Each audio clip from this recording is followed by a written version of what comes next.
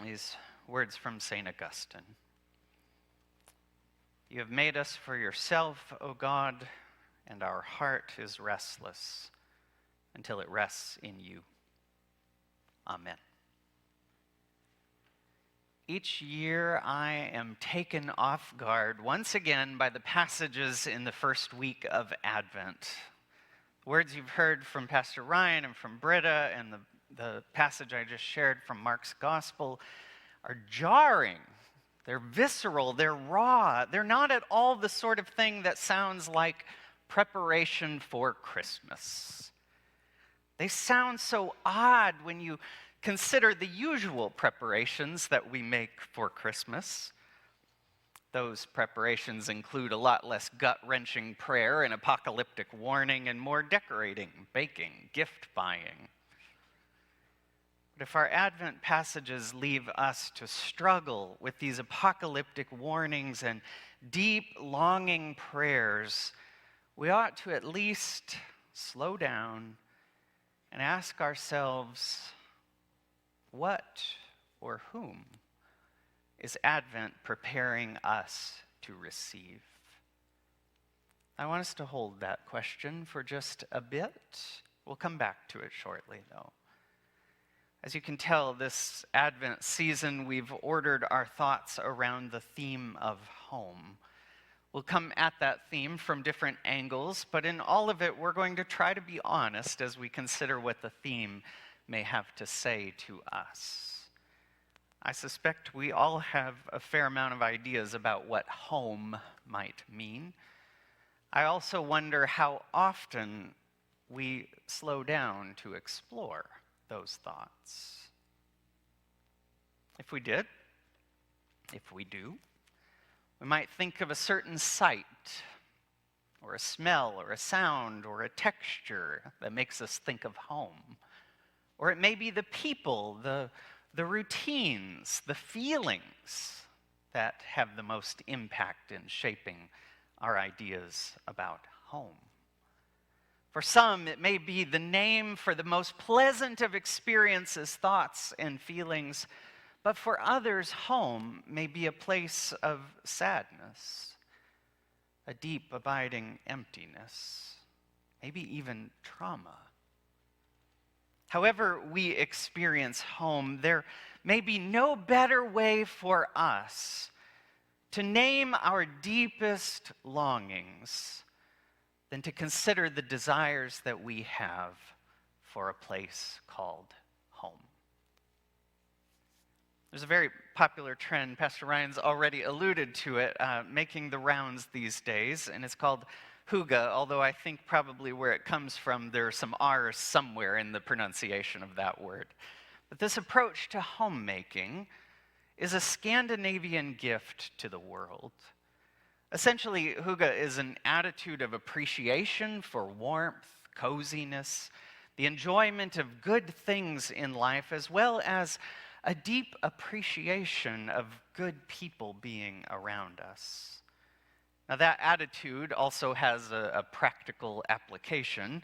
It involves organizing spaces in the home, especially during the winter months, the cold part of the year.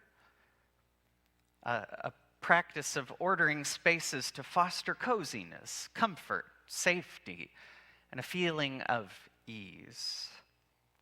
To give you a mental image to consider this, hygge might be sitting under a warm blanket with a good book and a hot beverage with a candle on the table as snow gently falls outside the window. Can you picture it? Do you wish you were there? That sort of thing makes a lot of sense and is necessary in the harsh kinds of climates of those Scandinavian countries from where it originated. Now, our climate is not nearly as harsh as theirs, and yet this attitude and practice have gained great popularity within the United States as well. Now, I take that practice's popularity as a sign of our deep longings for a sense of home. I'd also note that it takes some real effort to make that happen. however we do it, whether it's through practices of hygge or other ways, making home and feeling like we are home are deeply, deeply important. In fact, there is a high cost to feeling estranged from home. That's what we heard from the passage in Isaiah today. Again, note the visceral nature of that prayer. It's not the sort of thing that we can say, oh, that you would rend the heavens and come down. That would be so pleasant and nice. There's something deep and guttural about this. Oh, that you would tear open the doors of your home, O God, and come be with us here. That's not quaint nor pleasant. It's guttural, coming from the depths. It's longing and it's recognition that a house isn't a home simply because there are walls around us and a roof overhead. Now, we've discussed this section of Isaiah's, the book of Isaiah recently, but it bears repeating to note a bit of the context in which that prayer emerges. The people previous to this had returned from exile, Babylonian exile, to their home in the Promised Land, and they had high hopes that it would be exactly that. It would feel like home, it would look like home, it would smell like home. But their hopes were crushed like so many of the physical structures that had fallen in their home, one of them including their temple, been decimated in the time that they had been away. Even in returning, it was not the thing that they had longed it to be. We heard at the end of our passage, our holy and beautiful house, where our ancestors praised you, O God, it's been burned by fire, and all our pleasant places have become ruins. There's deep sorrow in that prayer, and it comes from a deeper source yet, and that source is the longing for home. A longing that we all have. As Maya Angelou once wrote, the ache for home lives in all of us. The safe place where we can go as we are and not be questioned. We all need a place, places like that, where we can be safe and comfortable and have a sense of peace and harmony, where we can be who we really are, where we can belong. As poet David White has it, there is no house like the house of belonging. All of that seems like a place we can set down our guards and really rest. We all need a place like that. And when we consider home in this way, we may come back to the prayer where we started a few minutes ago. You have made us for yourself, O God, and our heart is restless until it rests in you. Those words come from the beginning of the first autobiography ever written, the Confessions by St. Augustine of Hippo. That well-known prayer could have been cried by the Israelites in Isaiah's time. The center of their disappointment in returning, at the center of that disappointment as they returned, was that God was not with them. And there was no place, there was no temple in which God could dwell among the people. They show us what Augustine knew too. The deep restlessness of the heart is only eased when we find that we belong in our true home, in God. Now it's time to take up that question we set aside earlier. For whom are we waiting? For whom are we longing this Advent season? Advent, as you may know, if you've been around this track a time or two, it's the beginning of the church year in which we prepare so that we might be ready to receive Jesus, the one who is God drawing near to dwell among us, and the one who is leading us on the journey to our true home in God. In our gospel lesson, we are called to pay attention to the signs that are around us so that we can prepare ourselves for home. Now, as this theme began to emerge among us, Holly Schneekloth, who is taking a day off today, our communications director and also a member here at St. Paul's, she started to notice some signs among us. In fact, some signs that are right next door. In fact, she and her spouse, LJ, braved a trip into Ray's house next door, the White House next door that we affectionately know as Ray's house. And they saw some things there. Now, the images on the screen, you'll see more of these images that they captured in the weeks to come. But I also asked Holly to reflect, what was it that led you there as you heard this theme? And she wrote this to share with us here today. Holly writes, "I love renovating old homes. There's something magical about walking into an old space and envisioning the possibilities. What would these walls say if they could talk? Would they share happy moments, deep sadness, harsh words, or warm hugs and laughter?" She continues, "When considering this year's Advent theme, I thought of Ray's house next door. Old, crumbling, broken windows, chipped paint, torn carpet. At first glance, it doesn't look or feel like home. The easiest thing to do is tear it down and start over. But when my husband and I were wandering around, capturing beautiful images of the home's charm and character, I felt energized that this house would transform into a home for families again. I look forward to the new beginnings and memories this old home made fresh will have in our community."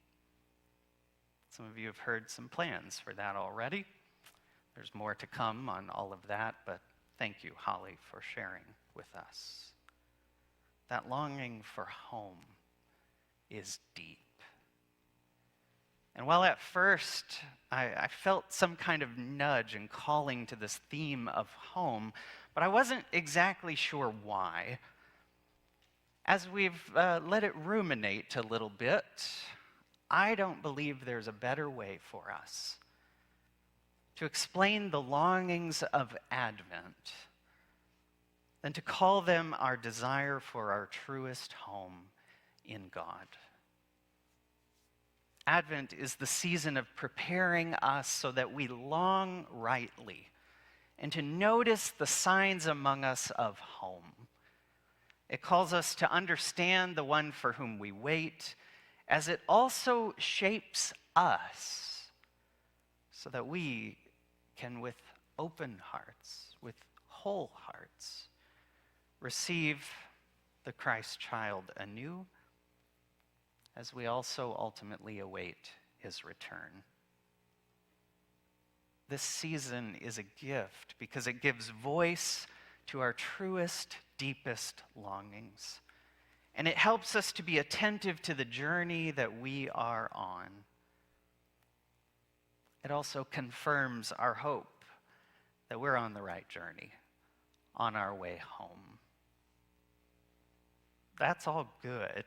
That's all important. Advent also calls us to something else. It calls us to admit and to pay attention to our restlessness.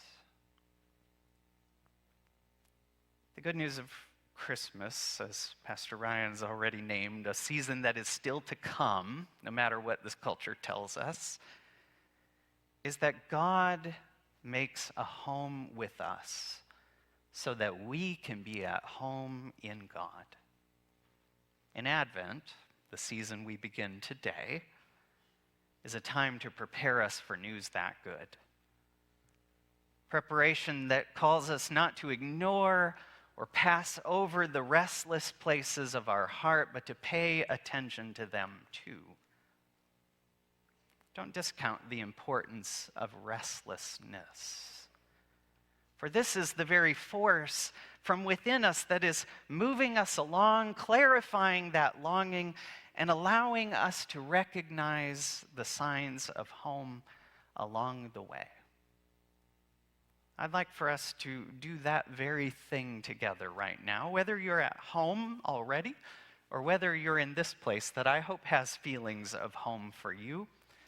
I want us to give a bit of space to notice the places of restlessness in our own hearts. I invite you to adjust as you need so that you feel centered in your seat, in your body. You can unfold your arms and legs if that is a helpful thing to do. Sit upright with a sense of attentiveness.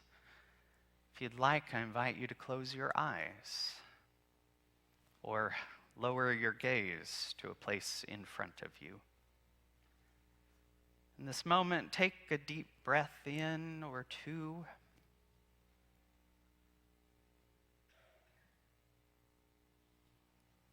We want to slow down a bit.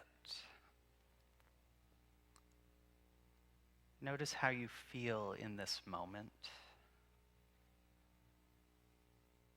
Do you feel at ease? Is there something gnawing at you?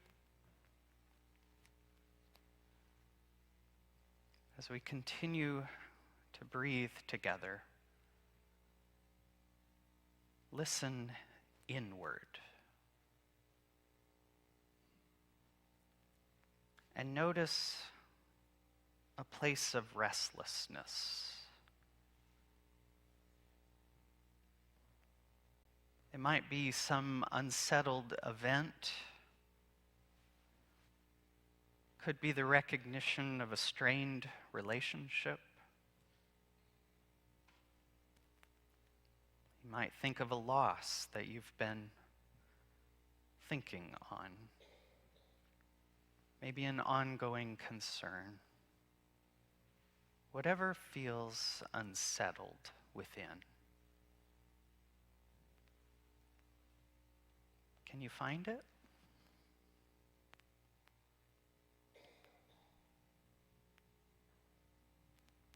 Once you notice, is this something that you think about a lot? Or is this the first time that you've paid attention to it?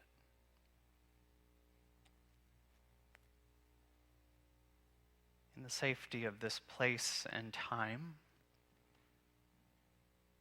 give your restlessness some space to breathe, to make its presence known.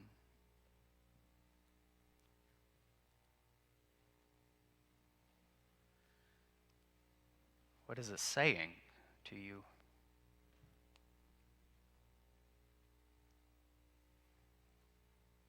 How does it feel?